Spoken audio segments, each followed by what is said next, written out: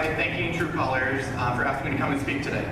It's great to be back here at the church in Silver Lake and see so many familiar faces, but as I was staying at the back this morning, I realized I only know about half of you. So a lot of new visitors and new members in the past couple months.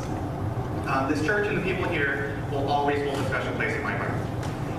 Before I actually start into my sermon this morning, I am going to read a couple paragraphs from a proclamation from the White House this week, officially declaring June as LGBT Pride Month. Since our founding, America has advanced on an unending path towards becoming a more perfect union.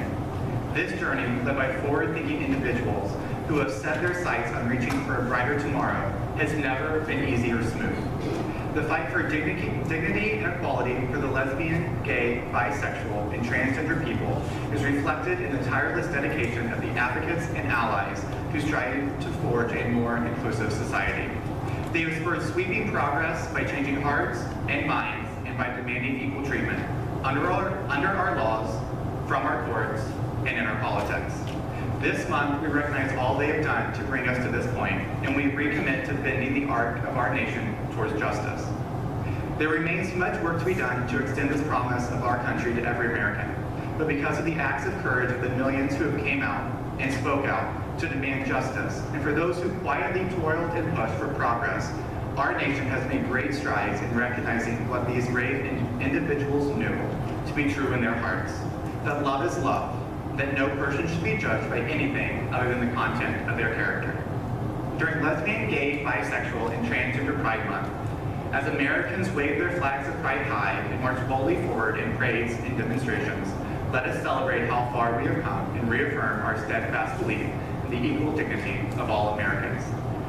Therefore, Barack Obama, President of the United States, by virtue of the authority vested in him by the Constitution and the laws of the United States, is hereby proclaimed June 2016 as Lesbian, Gay, Bisexual, and Transgender Pride Month. He calls upon all people in the United States to eliminate prejudice everywhere it exists and to celebrate the great diversity of the American people. I saw this morning, it's actually a whole long proclamation that you can go and read. It has a lot of other good stuff in it, but I thought kind of nice to set the tone of why we even have the service we're having today. So, back to my sermon. I'm sure you've seen the promos for today's sermon, but the title is Living Life in Kinky Boots. So, how many of you out there have actually seen Kinky Boots? Okay, decent number. For those who haven't, let me fill you in a little bit. Based on a true story, the Tony Award-winning musical and the indie film of the same name, Kinky Boots follows young Brit Charlie Price, who abandons his family's shoe factory to live with his demanding girlfriend in London. Pretty typical movie so far. After the unexpected death of his father, Charlie returns to the struggling factory and finds it up to him to figure out a way to keep the business alive. Now it gets interesting. Enter Lola, the fabulous drag queen, who gives Charlie the idea to create ladies' shoes for men. Soon the factory is turning out Kinky Boots under the supervision of Charlie and Lola. But can this harebrained scheme actually work? Can these two extremely different men find a common ground and become real friends? And can that small town and factory embrace the fabulous Lola? Now, I won't give away any of the plot twist or much of the ending, but I do want to focus on the closing song of the musical. It's an amazing full cast and company number called Just Be. Rob told me that he'd never seen me jump to my feet as fast as I did, or clap as loud as I did once this number had ended. The stage has been transformed, the lighting is amazing, and most of the company is dancing around in thigh-high Kinky Boots. They've all been changed from one way or another during the show, making the world a better place in the process, and these boots are just a reflection of that. In the song, they outline 6 secrets to success. The exact line is, you've all heard of the 12-step process, have we not? Well, we want you to know what you can do in 12, we all can do in 6. So today we're going to focus on these 6 secrets and how we can use them in our daily lives to make the world a better place. So, in honor of those changes,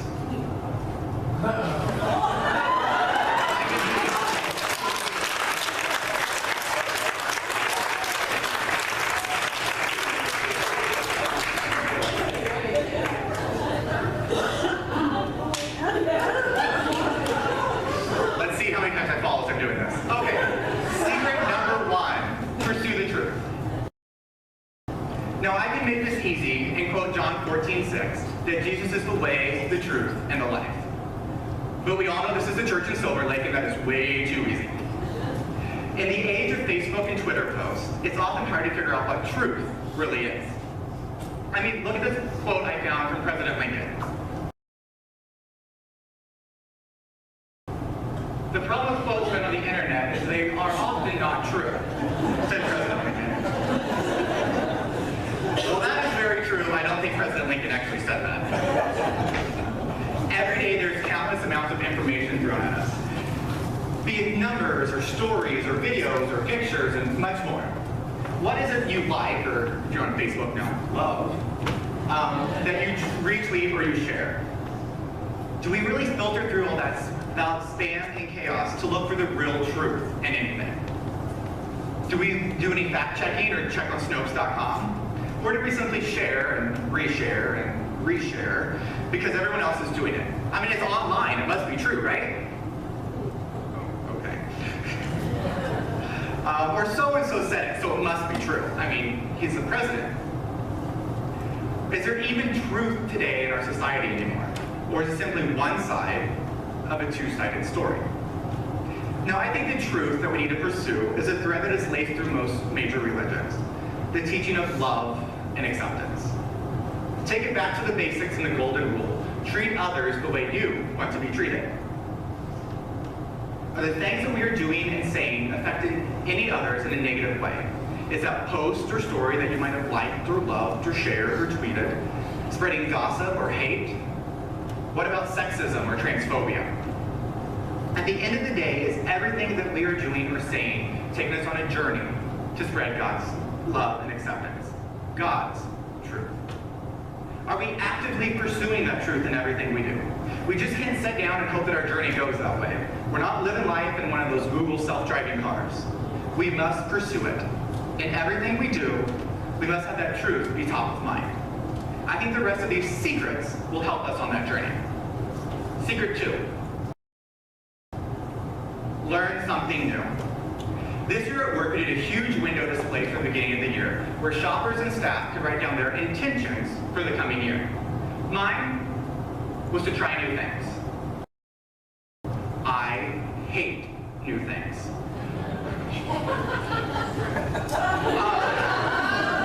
If I'm going to a store or a restaurant or a house or anywhere that I've never been before, I do not go in first. I mean, I am to the point that if someone is with me and I see there are 2 sets of doors, I walk to the first door first, hold it open, hoping they hold the second one open. Wait, I said that backwards. I make sure they get to the first door first, so I can go in, hold the second door open, and then they walk in first. That's how my mind scaredly works. If I am by myself, I can guarantee I got there super early, I'm sitting in my car, looking at the exterior of the building, the store, the house, whatever, trying to figure out any detail about the interior. I hate new things. So my plan for the new year was to try new things. Whether that be ordering something new at my favorite restaurant, or going somewhere I'd never been before. Buying and wearing that outfit that is slightly outside my comfort zone. Trying a new activity, listening to new music, or exploring a place I'd never been before. However, when I made this my intention, little did I know what life had in store for me and how many new big things I would be doing and learning this year. Facing life as a single man, moving, making new friends, and figuring out what I want to do with my life. Not things I had planned to do in 2016, but I'm holding on to that intention and using it as my motto as I navigate this journey. And let me tell you, I have grown so much because of it. Me standing in front of you today is a product of that intention. Way outside my comfort zone. Not to mention, I'm doing it in a pair of red 4-inch heels. Which learning to walk in them, not something new for me.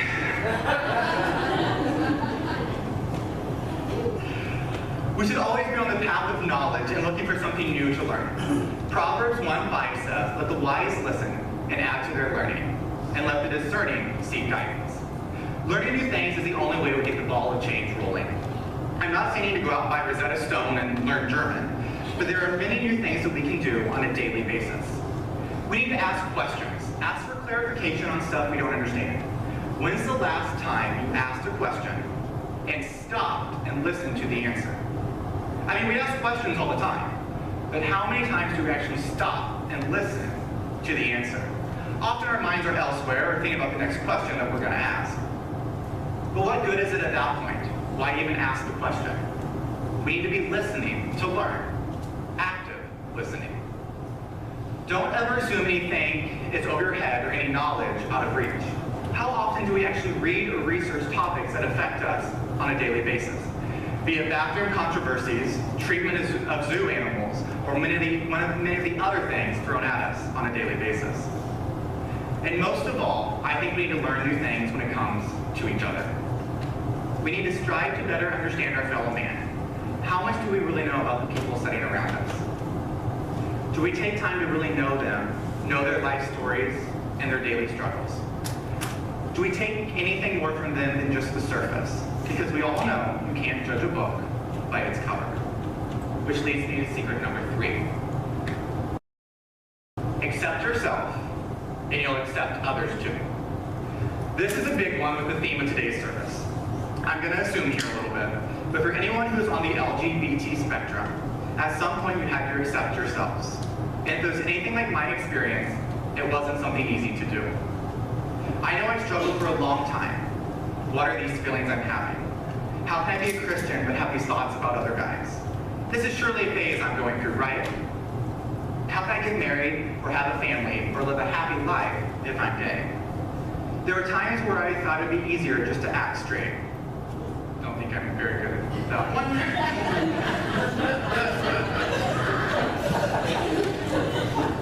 And even more nights where I prayed for God to take this away from me, that I'd wake up in the morning and not feel this way. Even when I started coming out, I wasn't fully accepting of me and who I really am. It took some very influential people in my life to get me to come to terms with everything. And to this day, I'm thankful for them, because I couldn't be me until I truly accepted who I was. One of my favorite quotes is from RuPaul. Let's make this sermon a little more tame. One of her token catchphrases is, if you can't love yourself, how in the hell are you going to learn to love someone else? I think this is very true. If you can't love yourself and see how special you really are, see how special you really are, how you're a child of God and made to be you, then how are you going to love someone else who might be full of what we see as flaws and imperfections? Glee did an episode called the Born This Way episode. More day points. It points out that everyone has something to accept about themselves, something they wish they could change, but for whatever reason they may not. We all have something we have to accept, whether it be our sexual orientation, our looks, our family, our upbringing, or simply the fact that we just can't dance. Ephesians 2:10 says, "For we are God's handiwork, created in Christ Jesus to do good works, which God has prepared for us in advance to do." Did you catch that last part? Which God has prepared in advance for us to do. So no matter what it is you're having trouble accepting, you were made to be that way. You were made for that struggle, that journey, or that situation. God prepared us for this journey when He was creating us. He prepared me for the coming out struggle. He prepared some of you for your journey to true gender identity, and whatever daily struggles and challenges and obstacles we face along the way. So no matter what it is, God is there with you, walking by your side, sometimes even carrying you forward. Only when we accept others can we truly accept ourselves in this journey we're on. And when we do start to accept others, we start to love others. So guess what number 4 is about? Let love shine. Last year on Pride Sunday, we celebrated the Supreme Court's ruling on marriage equality. Something that to this day still gives me goosebumps. Like literally right now I have goosebumps. I remember seeing the pictures and videos of celebrations and marriage ceremonies across the country. It was nothing but love.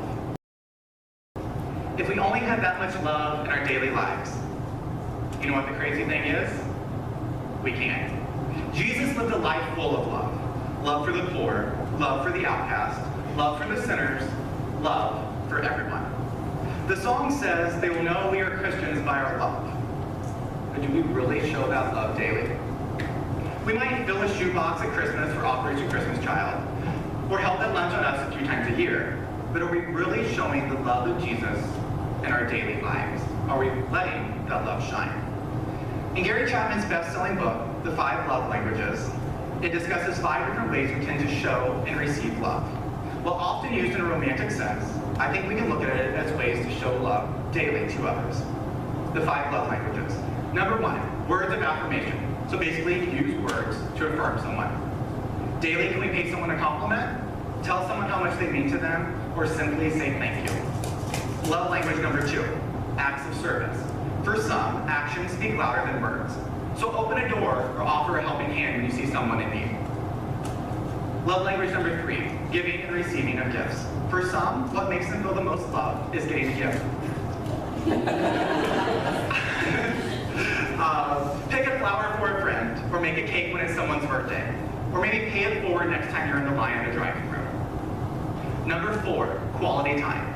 Give someone your undivided attention.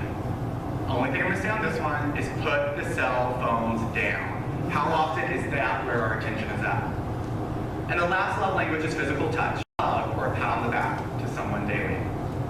We all show and feel love in different ways. I'm sure you can identify with one of the love languages as I quickly just described them. But in what ways do you let your love shine daily? Having a Jesus fish on your car or your name in some church directory does not show the love of Christ. Only you can do that. 1 Corinthians 16:14 says, do everything in love. Daily let love shine. Actively show the love of Christ, because we all know a little bit of love can go a long way. Secret number 5. Let pride be your guide. Now, how often does someone stand up in front of a congregation and talk about pride as a good thing? Not that often. But let's think of it through a slightly different filter. This year is a presidential election. If you didn't know that, I don't know where you've been living for that. Imagine you were running for president. When you look back at what you've done in your life, is it something you'd be proud for the entire nation to know? Let's take this one tiny step further. Would Jesus be your running mate? Would he be proud of the life you have led and the stance you're taking on issues? Would he be out there campaigning for you? I know we all have those moments that we'd rather keep hidden, but in your life as a whole, are you currently living a life that you would be proud to have on display? Are you living out the life that Jesus would be proud of, full of acceptance, truth, and love? At the same time, are you proud of yourself? Are you showing the world the true you? You are you, no one else. Remember secret number 3. And no one else can be you. So let those quirks and oddities show. Be proud of who you are. The song Just Be goes on to say, just be who you want to be. Never let them tell you who you ought to be. Just be with dignity. Celebrate yourself triumphantly. Are we using the pride of ourselves and who we are to actually celebrate our uniqueness? Like I said earlier, I really struggled with coming to terms with being gay. Yet I stand before you today in red Kinky Boots, a very out and proud gay man. I am proud of the life I have led and where life is taking me. I'm no longer afraid to show my true self. I have said stuff in this sermon today in front of both friends and strangers, which would be easier to keep hidden. However, I know the struggles and hardships have made me the person I am today. I don't look at them as failures or defeats, but a chance to change directions. Which leads me to secret 6. You can change the world when you change your mind. Today is Pride Sunday, a day where we look back and celebrate the accomplishments of the LGBT community and the struggles we have overcome, as well as prepare for those still in front of us. All these victories have occurred because someone changed their mind, be it a drag queen at Stonewall who decided to fight back, a lawmaker who changed their vote on a pending bill, or a court justice who ruled against their party, or how about simply a couple who decided to hold hands in public or hang a rainbow flag in their front window. Anytime there is growth and change, it takes action. Nothing is ever going to happen on its own, so it's up to us to make that change. We have to make the decision to make the change. We have to change our mind in some aspect, whether it be on the actual issue at hand, or possibly just decide to do something about it. They say the definition of insanity is doing the same thing over and over again, but expecting a different outcome. How often are we doing just that? Now, when I was looking at the comparison between Kinky Boots and the church in Silver Lake, I think the church in Silver Lake could easily be compared to Price & Son, the factory in Kinky Boots. Not long ago, this church was worried about attendance and how to survive, but today is a very different story. You're looking at added services and how to minister to a growing congregation. In this story, Price & Sons is looking for a niche market to keep the factory abuzz and those lines moving. The church in Silver Lake is no different. As a church, there are many groups of people who feel outcasted and pushed aside by mainstream Christian churches. But through an awesome welcoming statement, but more important than that, great acts, you've reached out to these groups and made them feel at home here. Catering to this niche market has allowed you to reach an even larger market. The people who are tired of the hate and discrimination in mainstream Christian churches. Those young families who want their kids to grow up in a loving and accepting church. When I look at this comparison, I don't see Pastor Brad as Lola, but I would love to see him in a pair of these boots.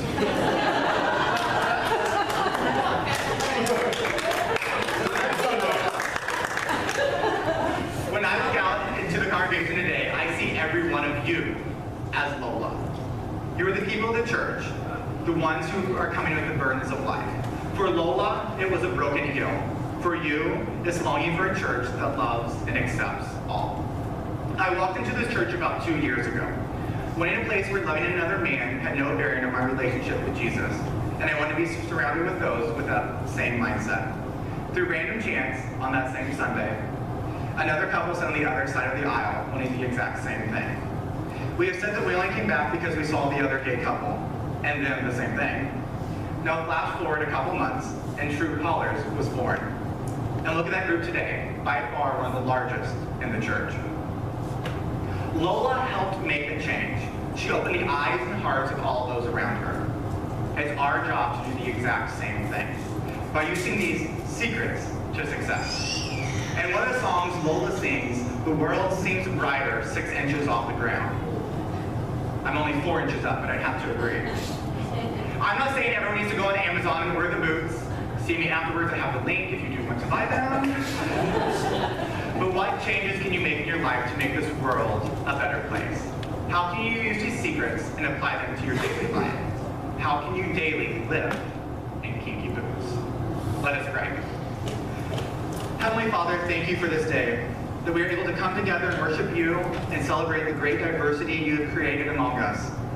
We ask that you please be with us as we leave this place today. May we keep these secrets in both our hearts and our minds and use them to make the world a better and brighter place. May we show the world our true self in the process, so you're unending in love. We ask all this in Jesus' holy name.